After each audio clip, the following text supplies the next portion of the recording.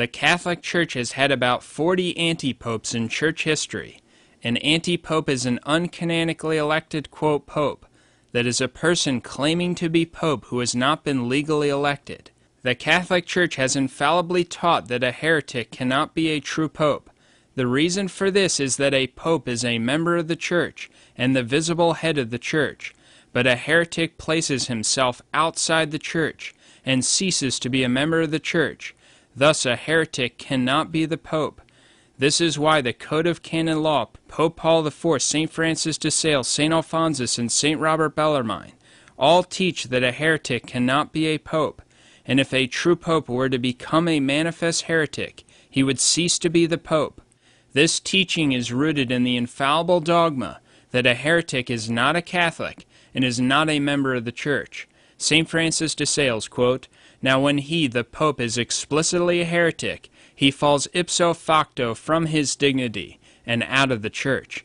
St. Antoninus, quote, "In the case in which the Pope would become a heretic, he would find himself by that fact alone, and without any other sentence, separated from the Church. He could not be a heretic and remain Pope."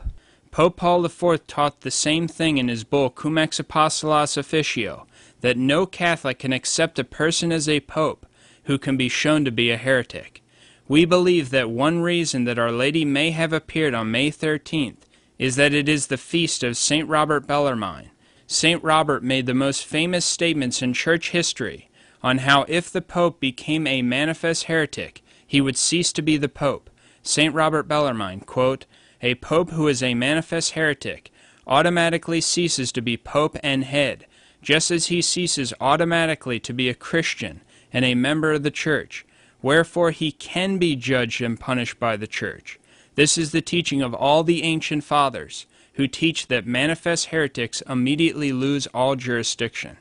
St. Robert Bellarmine, quote, "He who is not a Christian is not a member of the Church, and a manifest heretic is not a Christian, as is clearly taught by St. Cyprian, St. Athanasius, St. Jerome, and others. Therefore the manifest heretic cannot be Pope."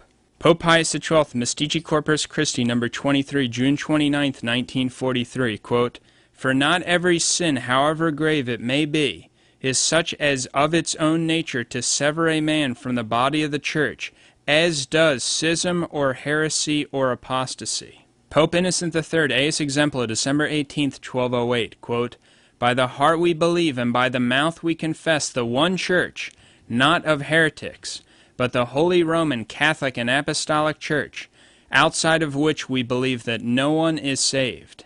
And how do we judge that someone is a heretic?